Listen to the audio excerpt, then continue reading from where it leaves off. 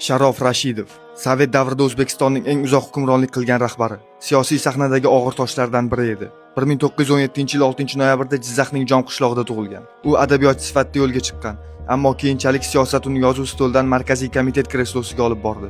1959-yilda O'zbekiston Kompartiyasi Markaziy qo'mitasi birinchi kotibi bo'ldi. Bu lavozimda u 24 yil davomida mamlakatni boshqardi. Bu Sovet respublikalari ichida eng uzoq davom etgan hukmronlikdan biri bo'lib, Moskvadagi ko'plab siyosiy bo'ronlarga qaramay u o'z kursini saqlab qoldi. Rashidov davrida O'zbekiston nafaqat paxta yetishtirishda, balki Moskvaga siyosiy ta'sir o'tkazishda ham rekordchiga aylandi. 1970-1980-yillarda 100 minglab tonna paxta havodan yozilgan. Bu paxta ishi deb nom olgan ulkan korrupsiya sxemasining markazida Rashidov turgani aytiladi. Ammo Moskvadagi siyosiy himoyachilar tufayli bu sxema yillar davomida yashirin qolgan.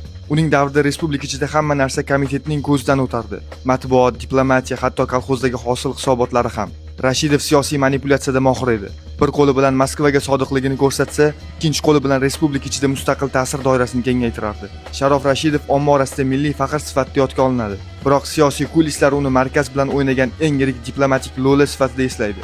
Uning ismi tarix kitoblarida ko'tarinki ruh bilan yozilgan, ammo arxivlarda boshqa bir qattiqroq voqelik yashirinib yotibdi.